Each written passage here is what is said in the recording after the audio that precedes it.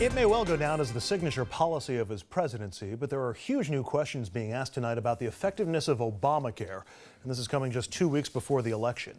The Obama administration announcing yesterday that average premiums for people using Obamacare exchanges in 2017 will increase by 25%. And in some places, though not in our area, Obamacare policies will double in cost. That follows increases of just 6% and 2% over the last 2 years. What's more, 1 in 5 Americans using the exchanges will only have one provider to choose from, meaning they either take the one available plan or go uninsured and pay a penalty.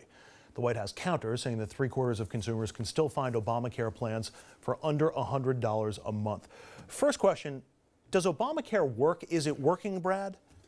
Well, I'd say 70% of it is working. I mean, we've covered tens of millions of people. We've had, people with pre-existing conditions that can now get health care, and then you can stay on with your parents' health care until 26 years. I mean, these are, truly blessings that people can have health care that may have ordinarily been without it.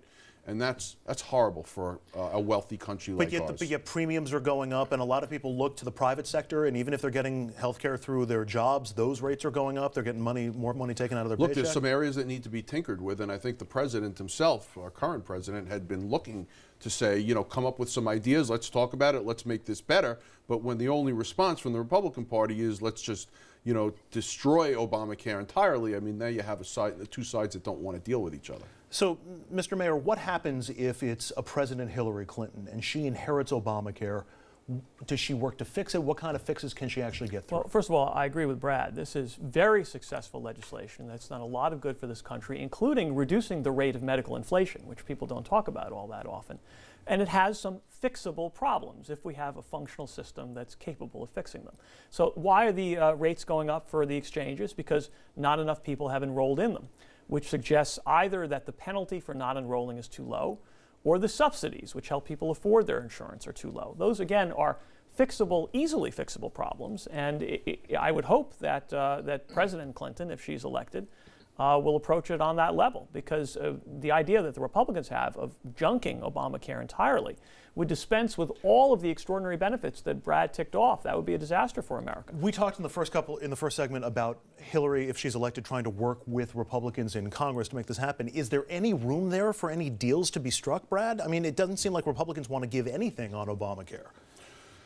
I think politically it's very difficult for them to give anything on Obamacare, because I think every Republican, to the last standing Republican, would say that we need to tear it up and get rid of it, dispose of it entirely, and start anew. But the weird thing about it is, when you look at it, is with all the tens of millions of people that have enrolled and have insurance, I mean, to now take away that insurance and wait for whatever next is going to happen is really challenging. Dominic, we're 2 weeks away from the election, and yesterday comes the news of these big premium increases. Does this play in the presidential election? Does this play in the elections coming in 2 weeks? Under normal circumstances, I would say yes. But in this unique position that the country finds itself in, no. There's nothing, in my opinion, that's going to really impact this election because that's how bad a candidate Donald Trump has been as of late. I was going to ask you to define unique, but you're doing it yourself. Go ahead. I'm sorry, Dominic. I'm sorry. Takes one to know one. And meaning that most Americans, I think it's a safe assumption, are like countdown central to when this can all go away and Trump can disappear. But, Andrew, when you ask the question, what I think about is being on the campaign trail for years and going from different city to city, different state to state, and across all demographics, Americans that stood forth, to your original point, and to the candidate that was in town would say, I can't pay for my daughter's health insurance. My child has a pre-existing condition, and I can't get anybody to insure. So I think about that. So based on that definition, Obamacare is a success. But it's got some major fixing to be done. You've got healthcare companies bailing out, and you can have premiums going up at the rate that they're going up. Last question on this topic. If there aren't major fixes to Obamacare, does it collapse under its own weight over the next 4 years? No, I don't think the healthcare experts think it's in a death spiral. It's got problems that need to be addressed, but not of a kind that undermine the core of the program. But just think about what we're talking about.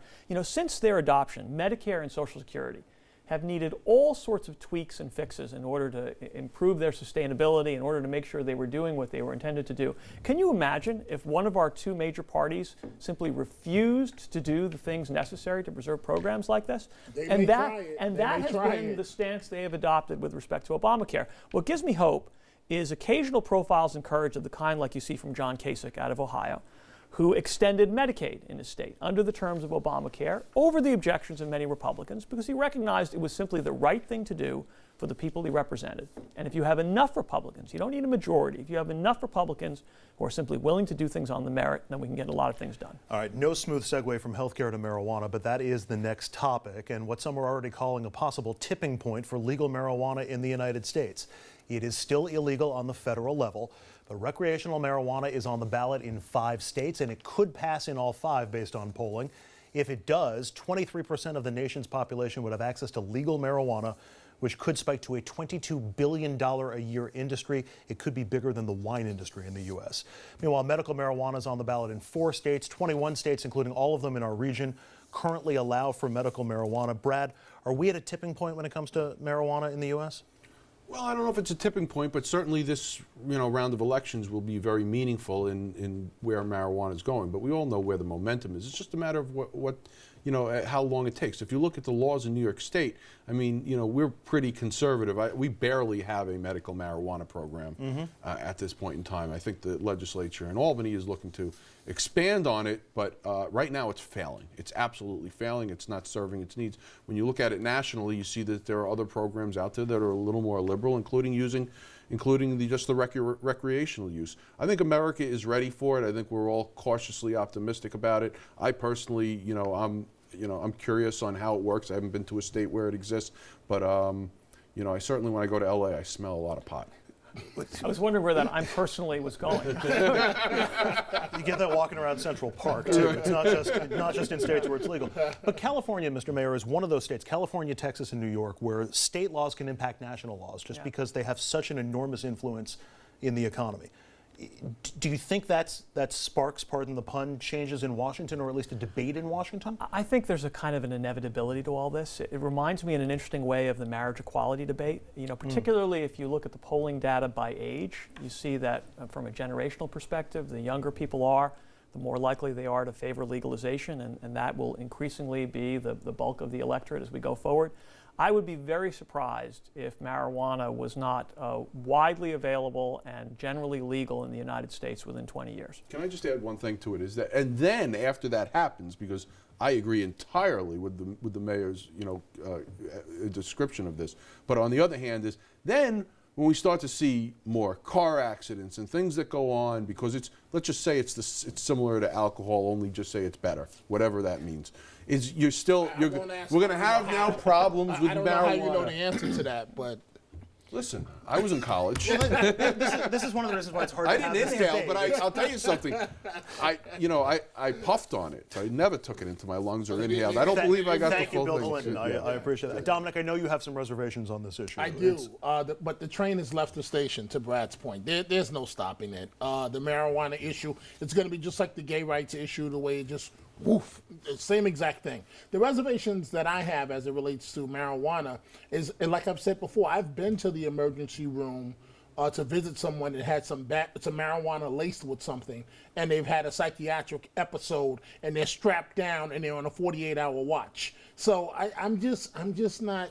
I understand. And as I've responded to this argument many times, Jack Daniels is better than moonshine because you at least know where Jack Daniels is made and that What's it's made. moonshine? Right. All right, we'll take a break. Up next, a big change from the feds in the Eric Garner case, and a new report shows where guns in New York crimes come from. Hint, they're not bought in New York. Details next.